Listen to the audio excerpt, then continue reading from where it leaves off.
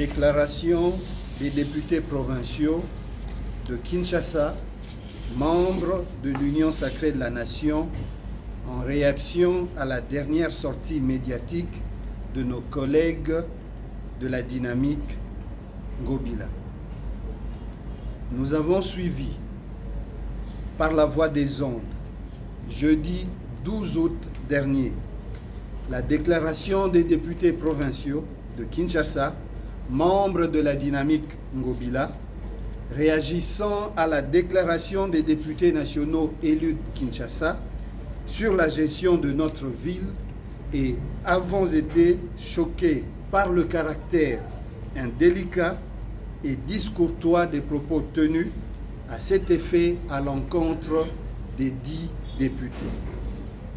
En effet, nos collègues membres de la dynamique Ngobila ont manqué une occasion de se taire et surtout de se rattraper face à l'opinion. Dans cette déclaration inopportune et surprenante, ils fustigent le fait pour les députés nationaux susmentionnés de critiquer la gestion de la ville de Kinshasa.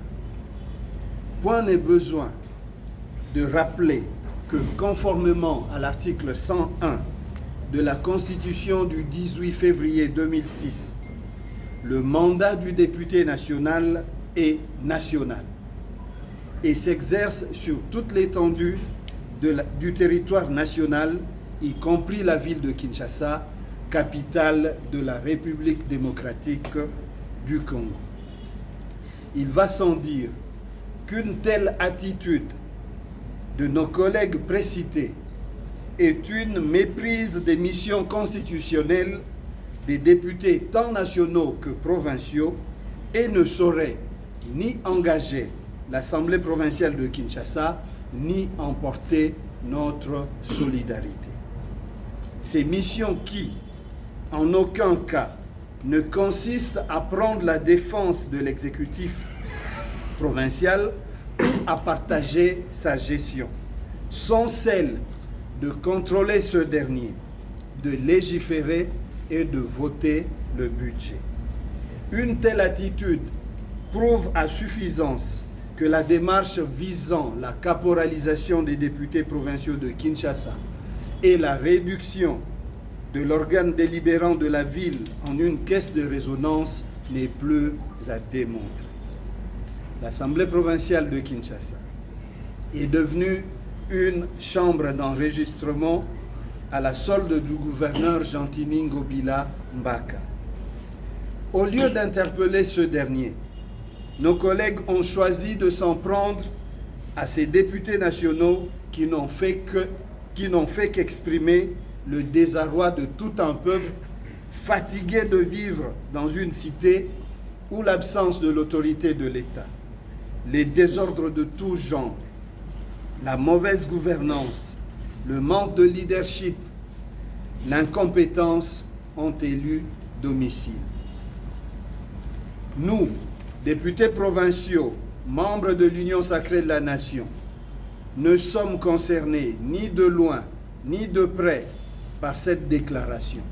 En revanche, la condamnons fermement car la morale politique et l'esprit de collaboration entre institutions de la République à tous les niveaux nous appellent au respect mutuel et surtout à la considération à l'égard de nos collègues députés nationaux élus de Kinshasa en général et à l'égard de leur porte-parole, l'honorable Jean-Marc Kabound Akabound, premier vice-président de l'Assemblée nationale et président AI de l'UDPS.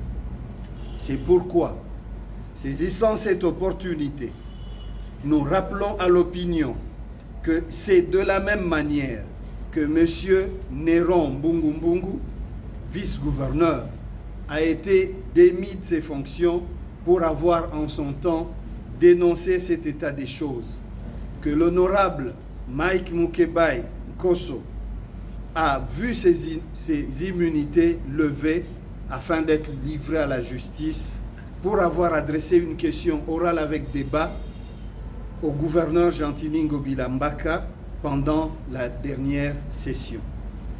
que l'honorable Magloire Kabemba Okanja fait l'objet des poursuites judiciaires pour avoir dénoncé au nom du groupe la fermeture unilatérale et illégale de la session ordinaire de mars dernier par le président de l'Assemblée provinciale de Kinshasa, M. Mpoika Dima Godefroy.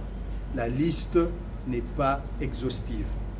Ces pratiques d'une autre époque ont non seulement jeté le discrédit sur notre institution, mais aussi l'ont affaibli face au gouvernement provincial de Kinshasa. Nous ne pourrons continuer à assister à la destruction de notre chère capitale qui peine à redorer son blason terni par des années de corruption devenues systémiques, d'incompétence de ses gouvernants, d'insalubrité devenue endémique, d'insécurité à travers le phénomène Kuluna, de désordre dans le secteur des transports en commun et de la circulation routière caractérisée par les embouteillages, monstres et quotidiens, par la non-maîtrise des tarifs des transports, la prolifération des stations-service et des marchés pirates le long des principales artères, l'érection provisoire par l'autorité urbaine elle-même des marchés sur la voie ferrée, après la démolition sans projet du marché central communément appelé Zando. Sans marché d'appel d'offres, sans contrat, jetant du jour au lendemain dans le désespoir plus de 30 000 vendeurs qui n'ont pas pu être relocalisés. Que reste-t-il encore à démontrer? Cette ville ressemble de plus en plus à une cité qui n'est pas gouvernée, une zone de non-droit.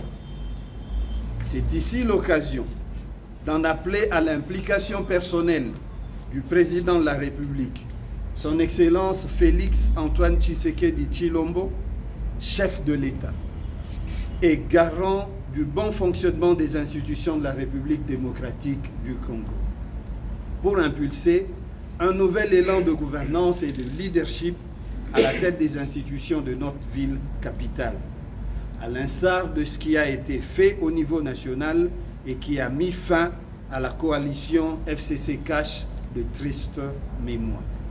Nous encourageons par ailleurs l'audit annoncé de l'Inspection générale des finances IGF dans la ville de Kinshasa. Que Dieu bénisse la ville de Kinshasa et sa population. Nous vous remercions.